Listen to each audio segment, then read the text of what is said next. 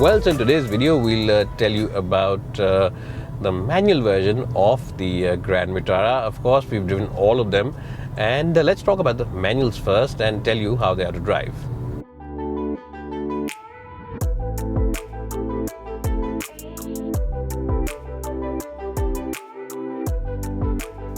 Well, so now I'm in the back seat of the Grand Vitara. If you're someone who always prefer to be in the back seat, if you're someone who just wants to be in the back seat and give your chauffeur directions to drive around town, then you will definitely enjoy the back seat experience of this car. In terms of the overall space, it's good. Knee room is more than sufficient. My height for reference is 5'10". For someone who's about 5'10", the knee room is quite good. Headroom also is more than sufficient, and it's generally a wide car, so you can easily have 3 occupants. The seat scope is both wide as well as large, so you can easily accommodate 3 people over here, and even for lanky legs you'll get pretty decent support at the back. The only thing is that the backrest angle could have been slightly more reclined. It's slightly inclined. You can of course adjust it a bit, but even then, even at its backmost setting, it is slightly inclined, so that's something I think I would have preferred to be slightly better. But other than that, large glass area, huge sunroof which gives you lots of light in the cabin and makes the cabin look bright and airy, and of course your own armrest where you can keep a couple of beverages. And in terms of the charging, you get Type C charging point and the old school chargers as well for people who still have the old cables at home and don't want to invest another 1,000 rupees in buying a C-type cable. Anyways guys, that's a small joke. Other than that, it's a very good car and really exceptional place to be.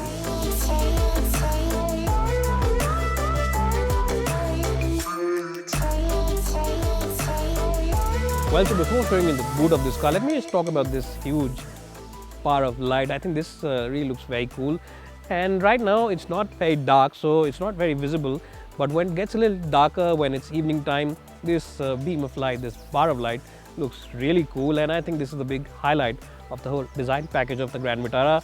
Also, this huge lettering over here makes this car stand out from a sea of other SUVs out there on the road. Now let's talk about the boot of the car. All you need to do is just open it like this. Well, so as you can see, in terms of the overall size and shape, it's nice and square, but I think in terms of volume, its other rivals have a slight advantage in terms of the overall volume.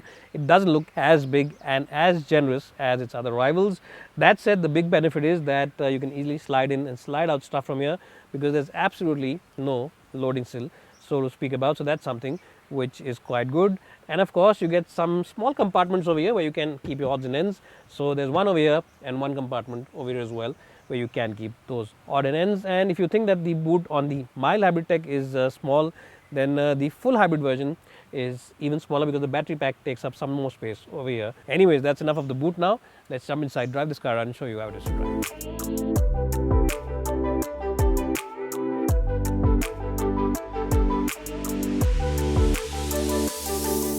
Well, so now I'm driving the manual version of the Grand Vitara. I'm sure you've seen my video of the automatic version, and I have to say that there's a big difference between these two cars. This one of course is a 5-speed unit, and that is a 6-speed automatic.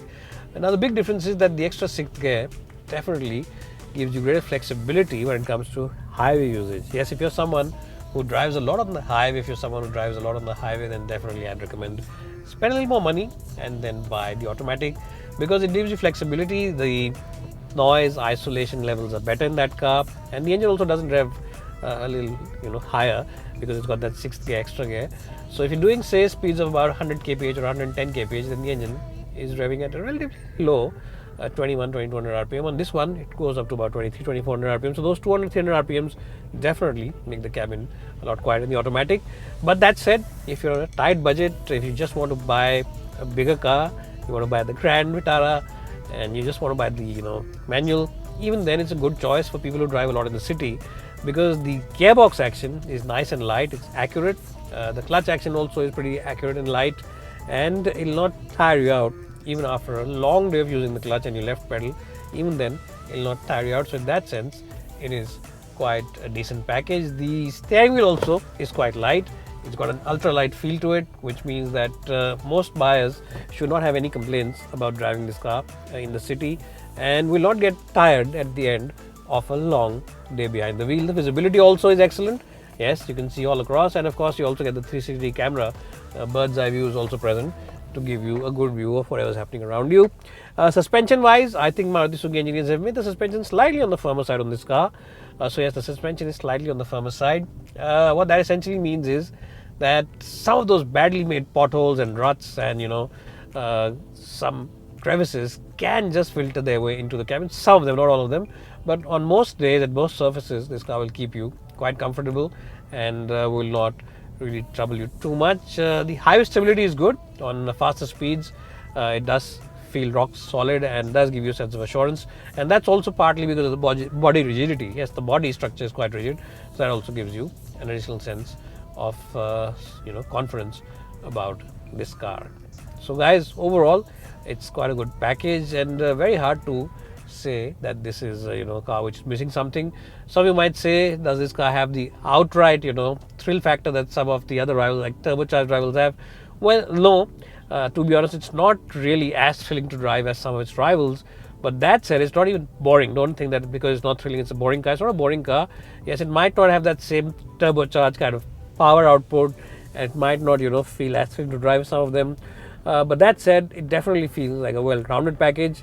And with the mild hybrid tech, you also get an additional battery pack, which basically means that if you need that extra bit of torque on the highway, the battery always does assist the petrol motor. So you get that extra wave of torque on the highway, and that also gives you that overtaking ability when you get that slow-moving truck or bus ahead of you.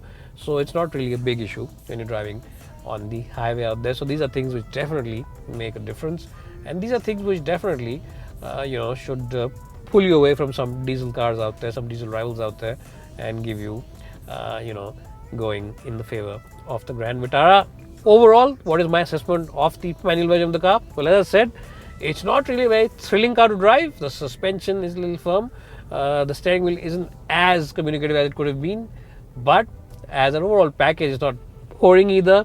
It's got the right amount of power, the right amount of comfort, the right amount of features, and just as a package, I think it's very hard to ignore the Grand Vitara, especially in the manual version, because the manual feels very competitively priced. In fact, I would suggest that if in case you're planning to buy the Brezza automatic, then I would say skip the Brezza automatic and buy this if you can live with the manual.